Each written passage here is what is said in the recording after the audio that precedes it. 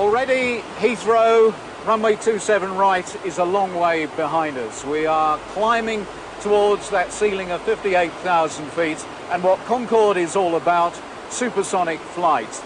Already at this point we are some 100 miles an hour faster than the more conventional commercial airliners, the 747s and the DC-10s. We've had a little bit of air turbulence, but the most amazing thing about this quite unique craft is the way in which he powers straight up. And any second now, John Hutchinson will be taking us through the sound barrier. I'm going to open up the throttles fully. Once the engines have all stabilised, Bill Brown will select the reheats in pairs. First of all, the inboards. There they are, just cutting in. We're going to take a timing on that. And the outboards, please, Bill. And we're now climbing and accelerating with the reheats on. And very shortly, we're going to go through the sound barrier. And really, the only visible sign of it up here on the flight deck is a slight fluctuation of one of the pressure instruments, the rate of climb and descent indicator, and we'll see that doing a little blip up and down the scale of the instrument as the shockwave attaches. We're just hanging just under Mach 1 just for 20 seconds or so.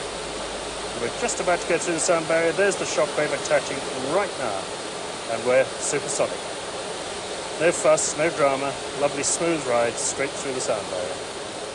And back in the passenger cabin, not a drop of the perfectly mixed cocktails has been missed.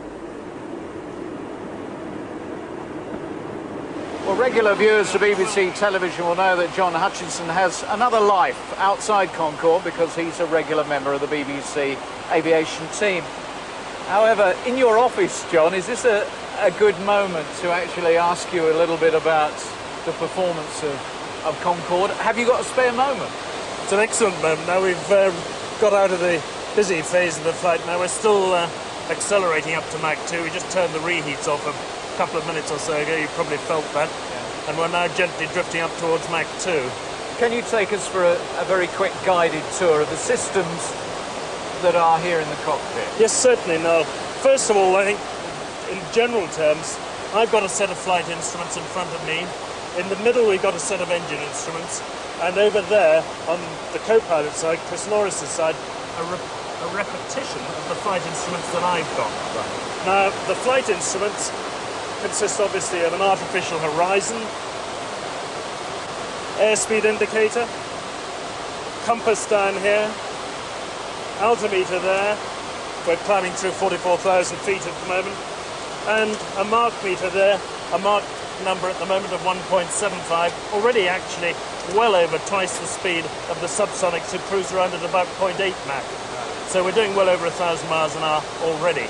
And unique to Concorde, we've got the position of the centre of gravity there, and another instrument that's unique to Concorde is an angle of attack indicator, which is over there.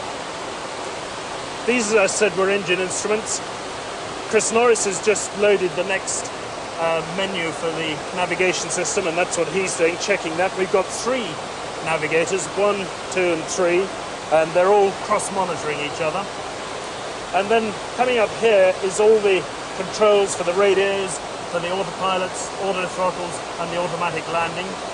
And then coming up here, a whole raft of different things. First of all, the master warning system I referred to earlier, which draws our attention to any problem that may happen in any one of the vital systems, electrics, hydraulics, pressurization, whatever it may be. And I'll just show what that looks like. That's a full house on the master warning. We'd be a bit horrified if we saw that lot on altogether. And then up here, various switchery connected with the flying controls, engine fire handles there, more flying controls stuff there, raft of different switchery up there connected with the engines mainly. And then coming back here, of course, to the flight engineers panel, I think I really ought to leave Bill to go through that perhaps with you, because it's without doubt the most complex flight engineers panel on any aeroplane in the world. Chris Norris is the first officer on this Concorde flight. Chris, is this a good moment to have a quick word? Certainly, yes. What was your personal career progression that's seen you sitting there in the right-hand seat? So I joined the BOAC, the predecessor to British Airways, on the VC-10 aircraft, which I flew for 8 years. And then I moved into the right-hand seat of the Concorde some 11 years ago, and I've been here ever since. It's nearly coming to an end now because I've reached the top of the co-pilot's seniority list, and that means that within the next 12 months I should be getting a command.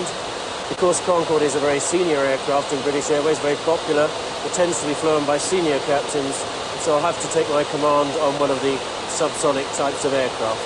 And do you know yet what sort of aircraft that'll be? I don't know. It'll probably be one of the short-haul types. I would think maybe the 757, the Boeing 757.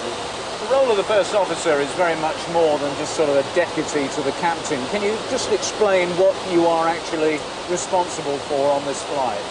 Yes, the way that we operate the flight is that the captain does half of the flying, and he normally allows his co-pilot to do the other half. So, for example, on this flight, John would fly it all the way to Miami today, and then he'd allow me to fly it back tomorrow. So he would then act as my co-pilot.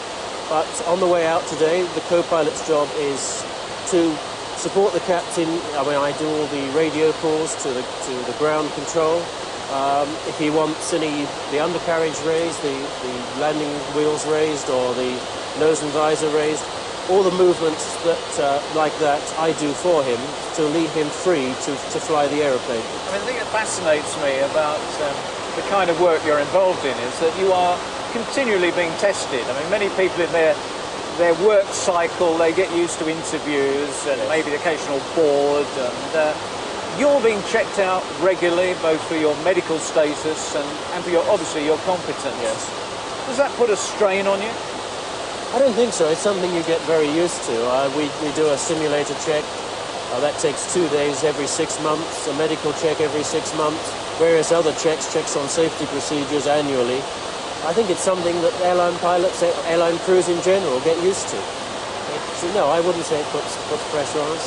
No. Chris, thank you very much indeed.